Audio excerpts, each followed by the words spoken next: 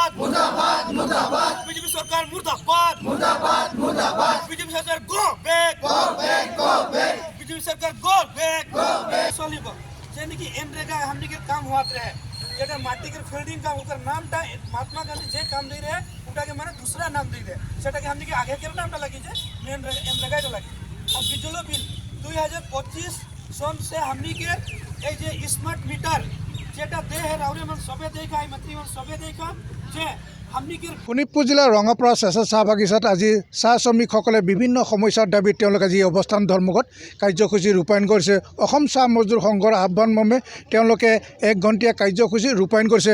মই সেই 1 ঘণ্টীয়া কাৰ্যসূচীৰ পৰিৱেশটো দেখুৱাই লৈছোঁ। তেওঁলোকে চাহ শ্ৰমিকৰ মজুৰি বৃদ্ধি দাবীত তুলিছে, তেওঁলোকে ভূমিপট্টাৰ দাবী তুলিছে, তেওঁলোকৰ জনজাতিকৰণৰ দাবী তুলিছে আৰু বিভিন্ন সমস্যা তেওঁলোকৰ শ্ৰম কাৰ্ড বাতিলৰ ইয়াৰ কথাও ইয়াৰ উত্থাপন কৰিছে আৰু এনৰেগাৰ যি নাম পৰিৱৰ্তন সেয়া তেওঁলোকে দাবী জনাইছে আৰু স্মাৰ্ট মিটাৰ তেওঁলোকে বাতিল কৰাৰ তেওঁলোকে দাবী উত্থাপন কৰিছে। বিভিন্ন শ্লোগানেৰে তেওঁলোকে আজি এই অঞ্চল মুখৰিত কৰি তুলিছে আৰু বিজেপি চৰকাৰক তেওঁলোকে এক প্ৰকাৰে সমালোচনা কৰিছে। এয়া হৈছে চাহ বাগিচা প্ৰাথমিক গোটৰ এক সাধাৰণ 1 ঘণ্টীয়া ধৰ্মঘট কাৰ্যসূচী। মোৰ ইয়াত উপস্থিত ৰাইজ আছে, মই তেওঁলোকৰ পৰাই কথাখিনি পোনপটীয়াকৈ জানিব বিচাৰিম যে আপোনালোকৰ আজি অৱস্থান ধৰ্মঘট কাৰ্যসূচী ইয়াত ৰূপায়ণ কৰিছে।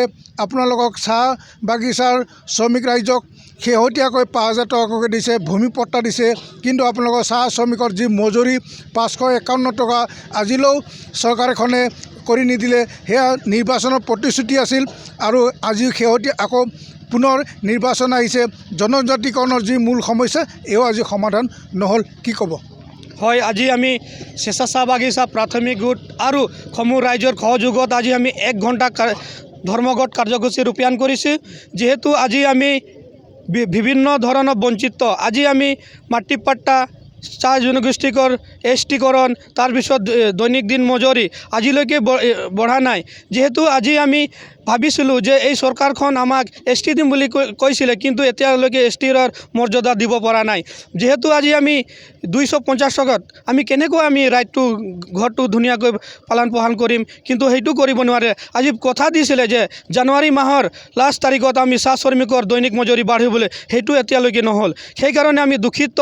আমি যে এই 250 টকাত আজি আমি এই ঘৰখন চলাব নোৱাৰোঁ আৰু যিটো আজি হেৰি কৰি আছে আমাৰ 2025 চনত শ্ৰম মিটাৰ স্মাৰ্ট মিটাৰ, যিহেতু আগতে আমাৰ কমচে কম মাহত 100-150 বিল আহিছিলে, কিন্তু এতিয়া স্মাৰ্ট মিটাৰ যোগেদি কিছুমানৰ 500, কিছুমানৰ 1000 টকা, কিছুমানৰ 300 তেনেকৈ আহি আছে। সেইকাৰণে সেই বস্তুবিলাক বাতিল কৰিব লাগিব।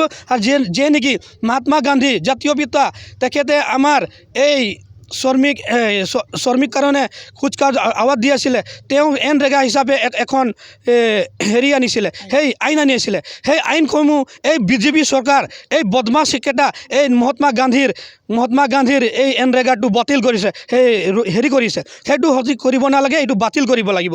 সেইকাৰণে আজি আমি 1 ঘণ্টা কাৰ্যসূচী ৰূপায়ণ কৰিছোঁ।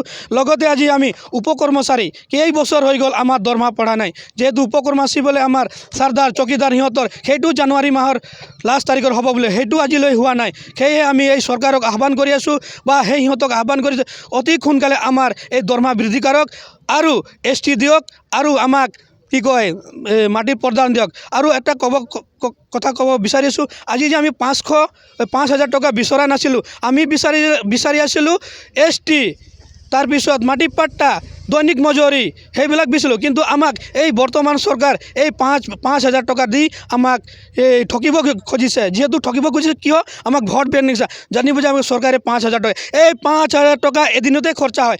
যদি এই 5,000 টকাত আমাক দৰমহাটো বৃদ্ধি কৰি হ'লে এইটো ভাল আছিলে, কিন্তু নকৰি আজি এই 5,000 টকা দি কিনি আমাক প্ৰলোভন দেখাই আছে।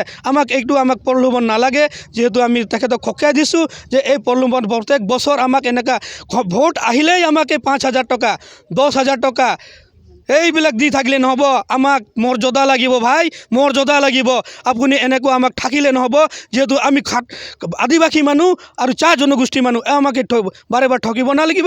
যিহেতু আমি চাহ শ্ৰমিক, চবকে মই মই আপোনালোকক আহ্বান কৰিছোঁ যে চৰকাৰ হওক যোনে না চৰকাৰ হওক আৰু এই যিকোনো আপোনালোকে আইন আনি আছে এই আইনবিলাক অতি সোনকালে অতি শীঘ্ৰে এই আইনখিনি বাতিল কৰিব লাগিব ধন্যবাদ নমস্কাৰ জোহাৰ হয় তেওঁলোকে কৈছে যে ৫,০০০ টকা দিলে নহ'ব তেওঁলোকৰ যি মূল সমস্যা চাহ শ্ৰমিকৰ মজুৰি বৃদ্ধি জনজাতিকৰণ আৰু ভূমিপট্টা প্ৰদান কৰিব তেওঁলোকে দাবী জনাইছে কাৰণ নিৰ্বাচনৰ সময় অহাৰ লগে লগে ৫,০০০ ১০,০০০ টকা দি তেওঁলোকক এক প্ৰলোভন ৰাজনীতি কৰাৰ তেওঁলোকে অভিযোগ উত্থাপন কৰিছে সেয়া যি কি নহওক তেওঁলোকৰ সমস্যা সমাধানৰ ক্ষেত্ৰত পূৰ্বৰ চৰকাৰ আৰু বৰ্তমানৰ চৰকাৰখনে কোনো ধৰণৰ প্ৰতিশ্ৰুতি পালন নকৰাৰ অভিযোগ তুলিছে আগন্তুক নিৰ্বাচনৰ পিছত কি কোনখন চৰকাৰে এই শ্ৰমিক ৰাইজৰ সমস্যাসমূহ সমাধান কৰে সেয়া সময়ত হ'ব অতি লক্ষণীয়